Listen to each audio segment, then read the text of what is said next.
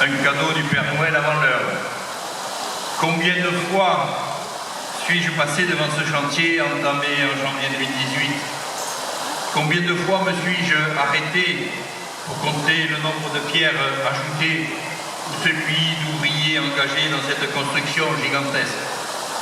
Et pourtant, l'impatience n'est pas un défaut que je fréquente régulièrement, mais l'attente était telle que je ne voyais pas venir le moment de vous faire part de mon bonheur face à une telle réalisation. Aujourd'hui, nous y sommes, avec des soutiens financiers, comme Kamal vient de le rappeler, de la région et de l'État, via notamment la Direction nationale des sports, et je tiens à remercier M. le directeur qui fait le plaisir d'être à nos côtés, dont je remercie du fond du cœur les représentants présents à mes côtés. Le centre Raoul Conquerne a été réhabilité et ce magnifique bassin olympique de 50 mètres est désormais opérationnel.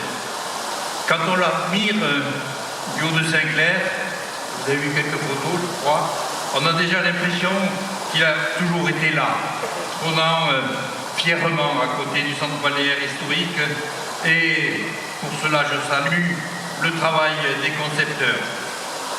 Ce bassin est le fruit d'une réflexion entamée voici plusieurs années par quelques élus et professionnels du secteur, en lien avec les pratiquants et associations sportives, conscients tous de la nécessité pour notre territoire de se doter d'un outil indispensable au bien-être de tous.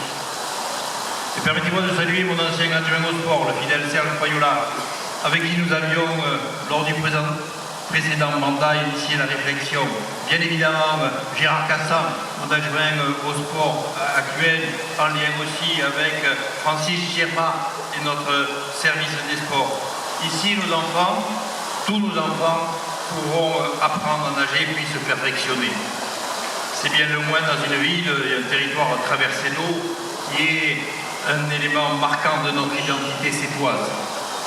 Ici, nos nageurs, nos poloïstes, nos plongeurs, nos apnéistes ou nos triathlètes pourront s'entraîner encore et encore pour porter haut les couleurs de notre territoire en compétition. Ici, enfin, nos concitoyens, jeunes ou moins jeunes, pourront simplement multiplier les longueurs de bassin pour préserver et modifier leur santé. Le sport santé étant l'un des axes majeurs de notre politique. Engagée en 2017 sous la houlette de Magali Ferrier, notre vice-présidente déléguée au sport, et je pense qu'on peut l'applaudir parce qu'elle a été particulièrement efficace, elle a pas ménagé sa peine.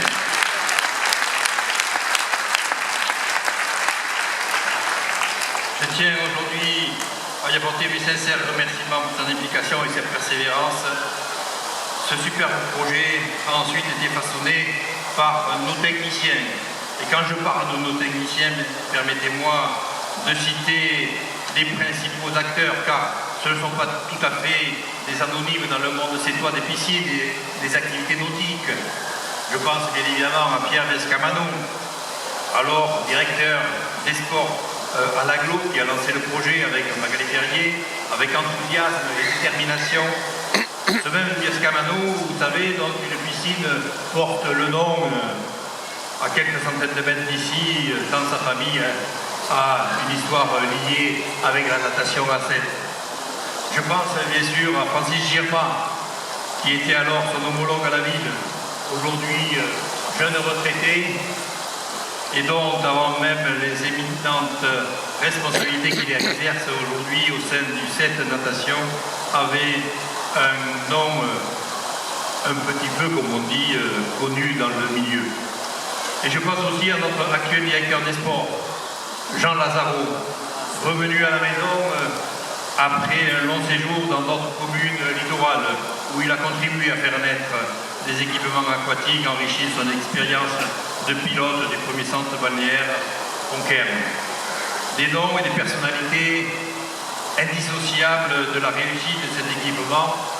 Et je n'oublie pas, bien sûr, les autres services concernés, et notamment Karine Laurent, Moustapha El Attali et leurs équipes respectives qui ont tous œuvré pour permettre un épanouissement total des usagers d'où qu'ils viennent, et quel que soit leur âge, leur forme physique ou leurs aspirations sportives.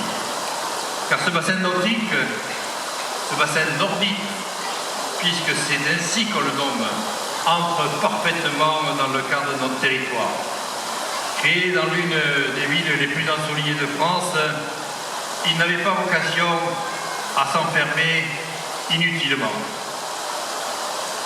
Plutôt celle à s'ouvrir à l'extérieur, grâce notamment à ce toit rétractable de haute technologie et permettre à tous les usagers, dès que le soleil fait surface, de venir profiter des joies de la piscine découverte avec en prime quelques espaces de détente et de bien-être tellement agréables.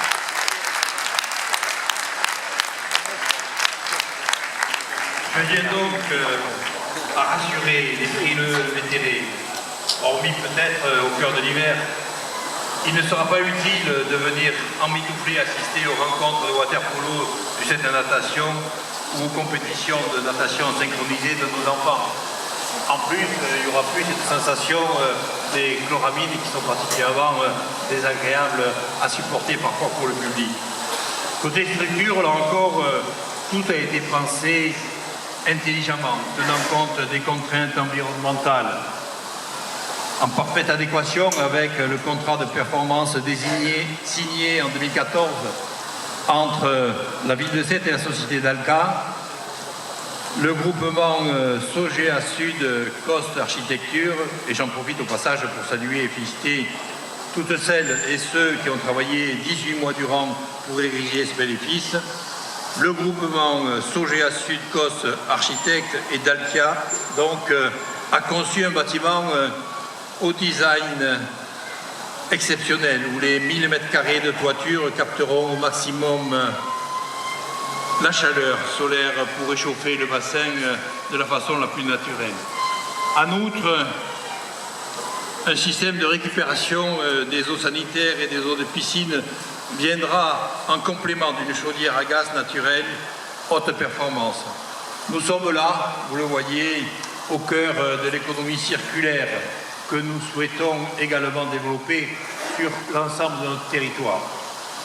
Destiné à accueillir les compétitions nationales et internationales, comme il a été souligné tout à l'heure par le vice-président de la région Occitanie, ciblé par le comité d'organisation des Jeux de Paris 2024 pour recevoir les délégations olympiques en phase de préparation, ce bassin se devait de porter le nom d'un athlète reconnu mondialement, ayant lui-même brillé sous les anneaux de l'olympisme. Dès lors, si l'ensemble du centre sportif conservera évidemment le nom de Raoul Fonkern, président fondateur des Dauphins du FC7 et grand artisan de la pratique aquatique sur notre territoire, j'ai voulu que ce bassin olympique soit désormais définitivement associé à Laurent Vidal.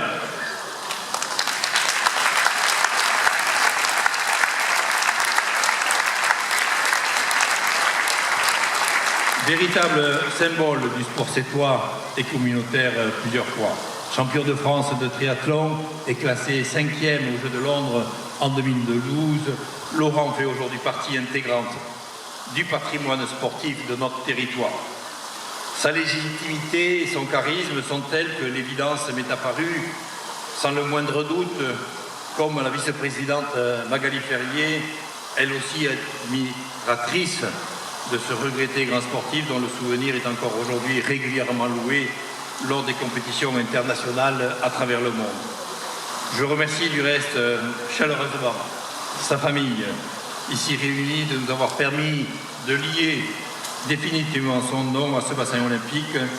Cela fait sens pour les Sétois. Désormais, ce lieu de prestige et de partage est le vôtre. Dès cet après-midi, il vous sera possible de vivre les premières sensations de ce prestigieux bassin. Appropriez-vous donc les lieux, profitez pleinement de ce nouvel étendard de cette agropole Méditerranée.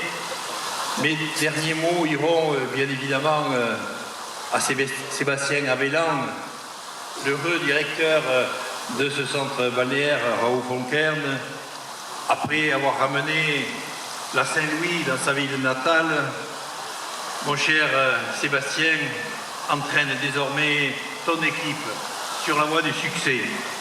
Qu'il soit maître nageur, agent administratif ou agent technique, transmets-leur cette confiance et cette envie de réussir qui te caractérise si bien sur les Tintaines. Et ensemble, faites rayonner le centre Raoult-Fonckern et le bassin Laurent Vidal. Et en avant toutes,